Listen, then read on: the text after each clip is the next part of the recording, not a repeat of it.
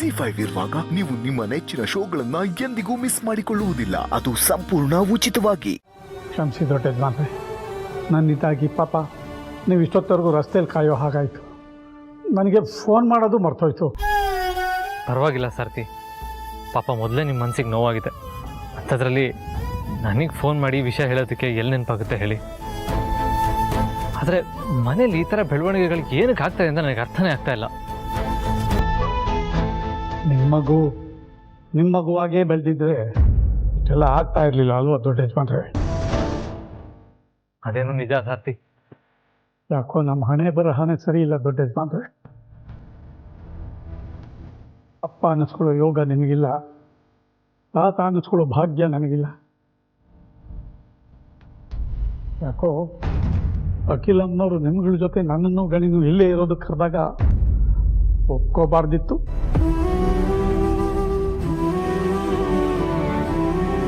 ಸಾರಥಿ, ಹಾಗೆಲ್ಲ ಯಾಕೆ ಮಾತಾಡ್ತೀರಾ?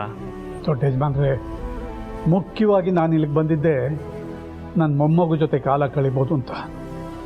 ಈಗ ಅದು ಕೈ ತಪ್ಪೋಯ್ತು. ಅಂಥದ್ರಲ್ಲಿ ನಾನು ಇಲ್ಲೇ ಇರೋದ್ರಲ್ಲಿ ಅರ್ಥ ಇದೆಯಾ ಹೇಳಿ? ಹಾಗೆಲ್ಲ ಮಾತಾಡ್ಬಿಡಿ ಸಾರಥಿ. ನಮಗೆ ನೀವು ಬೇಕು. ಮನೇಲಿ ಅಪ್ಪ ಅಮ್ಮನ ಬಿಟ್ಟರೆ ಹಿರಿಯರು ಅಂತ ಇರೋದು ನೀವೊಬ್ಬರೇ. ಅಲ್ಲದೆ ನಿಮಗೆ ಮಗು ಮಾತ್ರ ಮುಖ್ಯನಾ? ನಾವ್ಯಾರು ಬೇಡವಾ?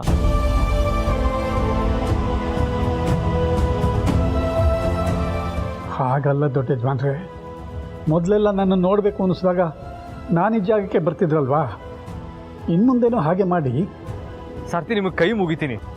ದಯವಿಟ್ಟು ಮನೆಯಿಂದ ಆಚೆ ಹೋಗೋ ನಿರ್ಧಾರ ಎಲ್ಲ ಮಾಡಬೇಡಿ. ನಿಮ್ಮ ಮನಸ್ಸಿಗೆ ಎಷ್ಟು ನೋವಾಗಿದೆ ಅಂತ ನನಗೆ ಅರ್ಥ ಆಗುತ್ತೆ ಸಾರಥಿ. ಆದರೆ ಕಾಲ ಅನ್ನೋದು ಒಂದೇ ಥರ ಇರಲ್ಲ ಅಲ್ವಾ? ಎಲ್ಲ ಸರಿ ಹೋಗುತ್ತೆ. ಸಮಾಧಾನದಿಂದ ಇರಿ. ಸರಿ ದೊಡ್ಡ ಯಜಮಾನ್ರೆ, ಸದ್ಯಕ್ಕೆ ನಿಮ್ಮ ಮಾತು ನನ್ನನ್ನು ಇಲ್ಲೇ ಇರೋದಕ್ಕೆ ಕಟ್ ಹಾಕ್ತಿದೆ.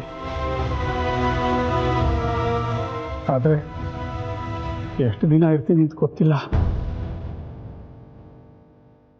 ಯಾರಿಗೂ ತೊಂದರೆ ಕೊಡದೆ ಒಂದು ಮೂಲೆಯಲ್ಲಿ ಎಲ್ಲೋ ಇದ್ದು ಬಿಡ್ತೀನಿ ಬಿಡಿ. ಸರಿ ಸಾರಥಿ, ನಾನು ಬಂದಮೇಲೆ ನಿಮಗೆ ಸಿಗ್ತೀನಿ.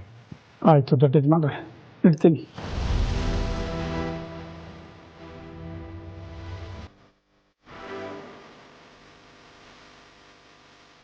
ಅಪ್ಪ, ನನ್ನ ಮಾತು ಕೇಳ್ತೀಯಾ?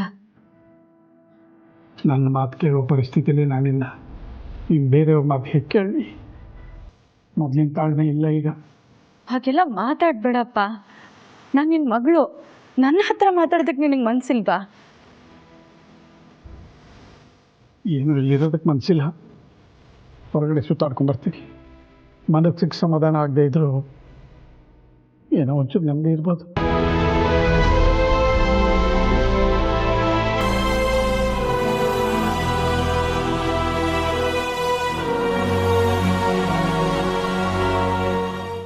ಜಿ5 ಆಪ್ ಡೌನ್ಲೋಡ್ ಮಾಡಿ ಎಲ್ಲಾ ಸಂಚಿಕೆಗಳನ್ನು ಸಂಪೂರ್ಣ ಉಚಿತವಾಗಿ ನೋಡಿ.